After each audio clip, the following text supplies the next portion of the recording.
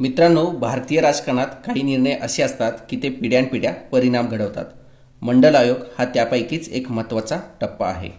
1979 साली मोरारजी देसाई यांच्या सरकारने मागासवर्गीय समाजाची खरी परिस्थिती समजून घेण्यासाठी एक आयोग स्थापन केला। या आयोगाचे अध्यक्ष होते बिंदेश्वरी प्रसाद मंडल, त्यामुळे त्याला आपण मंडल आयोग म्हणून ओळखतो।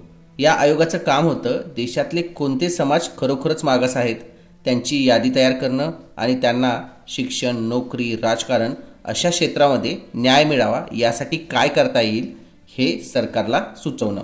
अनेक वर्षाच्या अभ्यासानंतर आयोगाने सांगितलं की भारतात साधारणपणे 52% लोकसंख्या ओबीसी वर्गात मोडते, पण या मोठ्या समाज घटकाला पुरेशा संधी मिळालेल्या नाहीत। त्यामुळे मंडल आयोगाने 27% आरक्षण द्यावं अशी शिफारस केली होती। हा मित्रांनो, मंडल आयोगाची शिफारस ही 27% आरक्षणाचीच होती, पण इथेच संघर्ष सुरू झाला।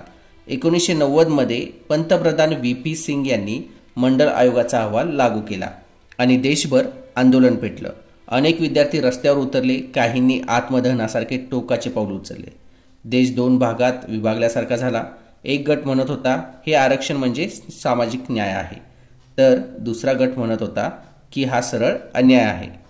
पण सरकारने पाऊल मागे घेतलं नाही आणि आज आपण पाहतो मंडल आयोगाच्या शिफारसी लागू झाल्या आणि ओबीसी समाजाला आरक्षण मिळालं।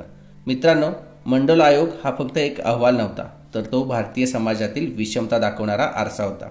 त्याने समान संधीच्या लढाईत एक नवा अध्याय लिहिला। काहींना तो प्रगतीचा टप्पा वाटला, तर काहींना तो अन्याय वाटला, पण इतिहास सांगतो मंडल आयोगाने भारताचा सामाजिक आणि राजकीय पट कायमचा बदलून टाकलाय। मंडल आयोगाने फक्त आरक्षणाचं समीकरण बदललं नाही, त्याने भारतीय राजकारणाचं गणित कायमचं बदलून टाकलं।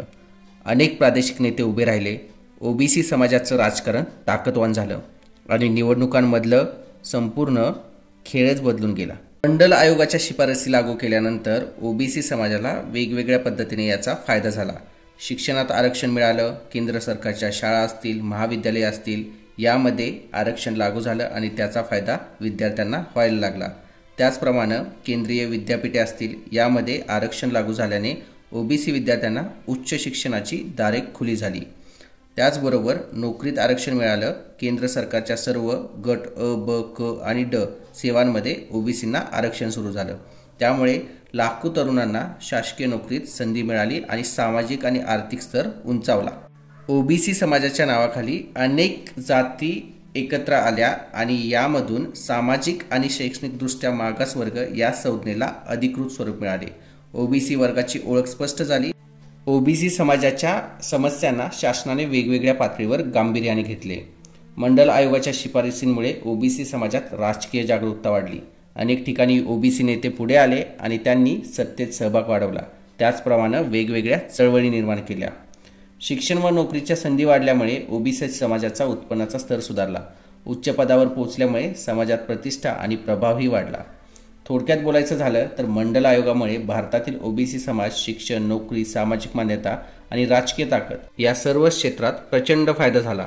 ही एक ऐतिहासिक पायरी ठरली, ज्यामुळे मागासवर्गीय समाज मुख्य प्रवाहात येऊ लागला। मित्रांनो, तुम्हाला याबाबत काय वाटतं कमेंट करून कळवा आणि आमच्या चॅनलला सबस्क्राईब करा।